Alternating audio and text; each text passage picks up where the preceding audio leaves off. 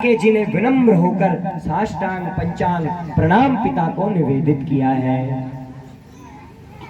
कैसे करना चाहिए प्रणाम?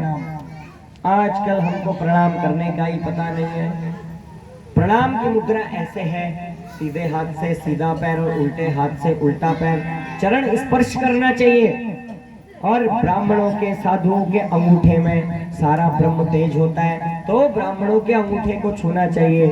संत महात्माओं के अंगूठे तक स्पर्श करना चाहिए। आजकल लोग प्रणाम कर रहे हैं, महाराज नमस्कार, और घुटना छू रहे हैं, और तब बुद्धि भी जो है घुटनों जैसी उनकी हो जाती है। बोलो प्रेम से हर हर महादेव, और प्रेम से। तो जैसे प्रणाम करोगे वैसे बुद्धि भी होगी। बोले पहले ही जो है बुद्धि घुटनों में, तो और जब प्रणाम करोगे घुटनों के तो बुद्धि कैसे होगी? बोले घुटने जैसी ही बुद्धि होगी। अब जब इतना कष्ट नहीं कर सकते पैर छूने का, तो नमस्कार कर लो हाथ जोड़ के। किसने कहा है कि हाथ जबरदस्ती झुकना ही है? लेकिन अब जब झुकना है तो फिर ढंग से झुको, पूरा पैर छूकर ही उठो। अब कुछ मर्यादा है कि जो है बहू जेठ को स्पर्श नहीं करती या बहू ससुर को स्पर्श नहीं करती, तो उनके समान जो है पृथ्वी को उनके बराबर में स्पर्श करना चाहिए। अब नियम है, ये शास्त्र का भी नियम है, हमारी परंपराएं भी है। तो अगर नहीं स्पर्श कर सकती तो दूर से ऐसे पृथ्वी को स्पर्श तो तब भी करे। बोले आगे प्रणाम, बोले गुरुजी प्रणाम, और ऐसे हाथ दिखा रहे गुरुजी प्रणाम, ये प्रणाम है ऐसे। तो प्रणाम करने का भी हमको तरीका आना चाहिए। दोनों हाथों से दोनों चरणों को छूना, तभी प्रणाम करना। और आप तो समझ ही नहीं है महाराज, उल्टे हाथ से भी प्रणाम चल रहा है, और एक हाथ से घुटना, कोई जो है घुटना छू रहा है, कोई जो है एड़ियों को छू रहा है। प्रणाम करने की भी हमें प्रक्रिया पता होनी चाहिए। प्रणाम करना जरूरी है बहुत।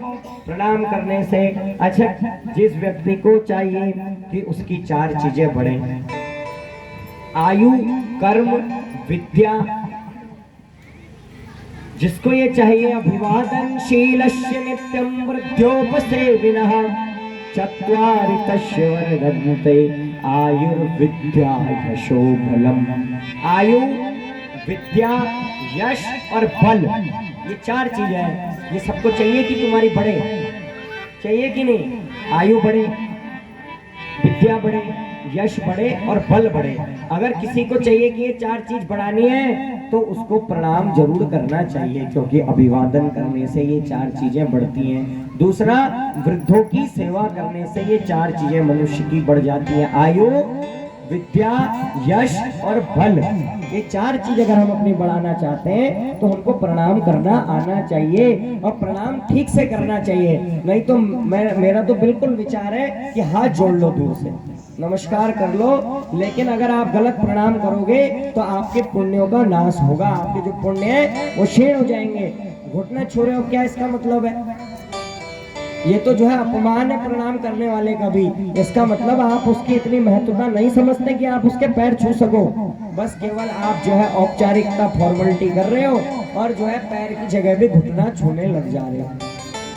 तो घुटना छोड़ोगे तो फिर देख लो, फिर घुटने जैसी अकल हो जाएगी लोगों की। तो अब जब हमारे तुम घुटने छोड़ोगे तो हमारी तो अकल ही घुटनों में है, तो क्या होगा? तुम्हारी भी अकल खराब हो जाएगी। और तेज है अंगूठे में, तो अंगूठा छोड़ोगे महात्मा ब्राह्मणों का, तो क्या होगा? अभी सबकी अकल नहीं है। आप सोचोगे कि सबकी अकल घुटनों में है, एक आध मेरे जैसा हो सकता है कोई, बाकी सबकी अकल की जगह है। तो महात्माओं के चरण छूओगे तो इनके अंगूठे में जो है ब्रह्म तेज होता है। अब इसका मतलब ये नहीं कि अंगूठा पकड़ के गिराई दो।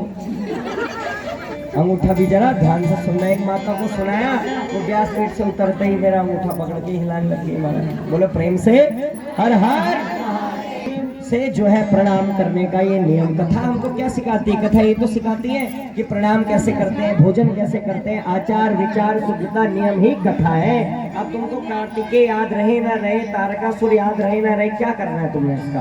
लेकिन कथा में सिखाई हुई चीज तुम्हें याद रहनी चाहिए, तभी इस कथा को करने का लाभ होगा।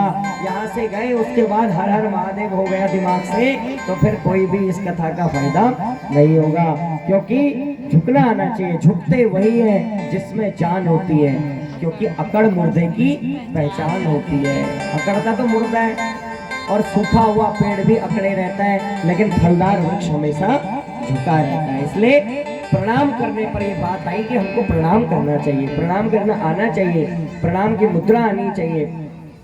तो आज से आप इस बात का ध्यान रखना कि जब प्रणाम करना है तो फिर पूरा पैर छूना है, नहीं तो फिर ऐसे नमस्कार कर देना है। बोली शंकर भगवान की।